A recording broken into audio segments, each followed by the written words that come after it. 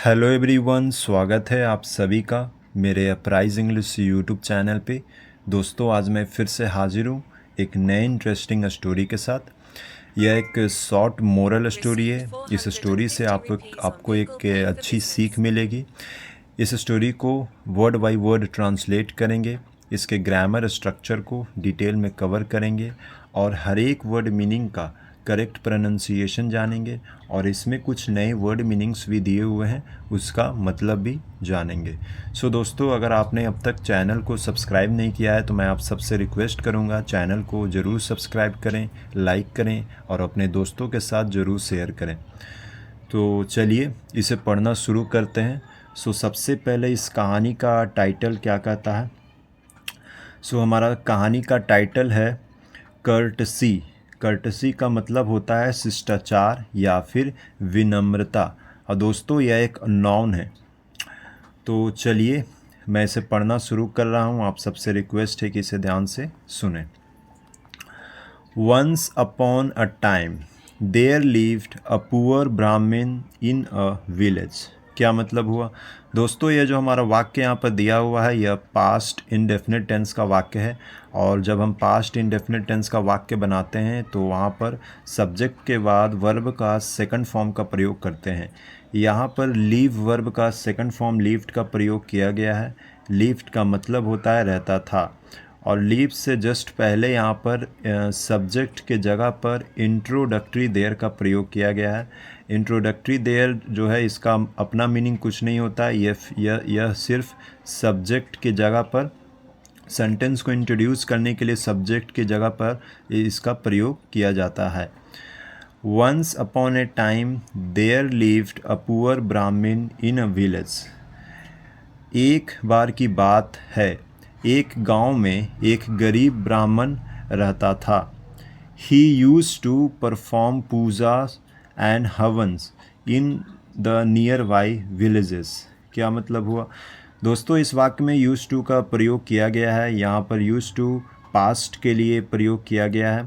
ठीक है, use to का प्रयोग बीते हुए कल में किसी काम को दिखलाने के लिए, निरंतरता को दिखलाने के लिए यूज टू का प्रयोग करते हैं।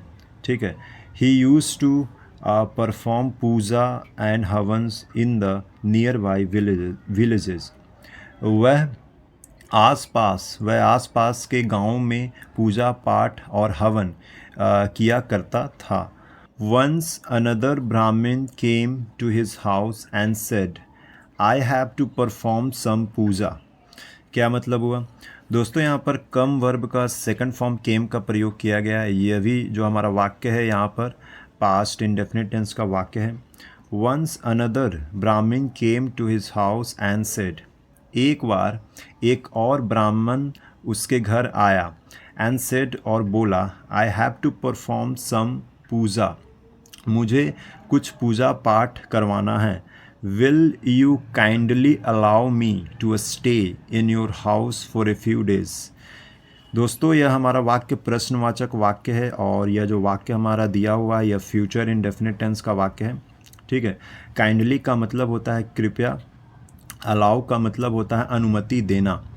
Will you kindly allow me to stay in your house for a few days. क्या मतलब है इस लाइन का? क्या आप मुझे कुछ दिन अपने घर में रहने की अनुमति देंगे? इसे आगे देखेंगे। The Brahmin gladly received him and allowed him to stay in his house. दोस्तों, ग्लैडली का मतलब होता है खुशी से और यह एक एडवर्ब है, इसे आप नोट जरूर करें। The Brahmin gladly received him, ब्राह्मण ने उसका स्वागत किया। And allowed him to stay in his house, और उसे अपने घर में रहने की अनुमति दे दी। वन डे, एक दिन, the Brahmin said to his wife, today is Sankranti. एक दिन ब्राह्मण ने अपनी पत्नी से कहा, टुडे इज संक्रांति, आज संक्रांति है। सी दैट आवर ब्राह्मण गेस्ट इज फेड वेल। और दोस्तों, फेड का मतलब होता है खाना खिलाना। सी दैट आवर ब्राह्मण गेस्ट इज फेड वेल।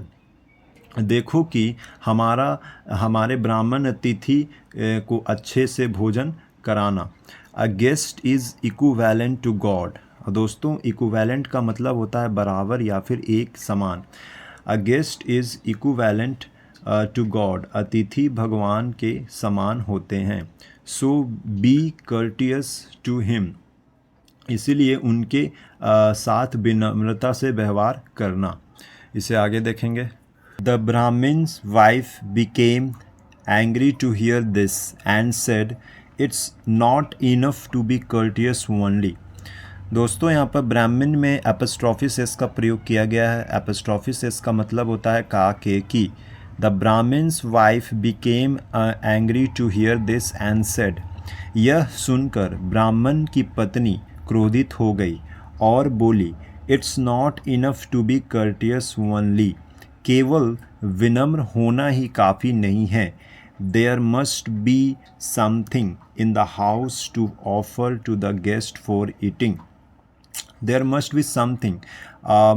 घर में अतिथि को खाने के लिए कुछ तो होना ही चाहिए। अनफॉर्चुनेटली, दुर्भाग्य से, I have nothing in my kitchen to offer. दुर्भाग्य से मेरे पास रसोई में देने के लिए कुछ भी नहीं है।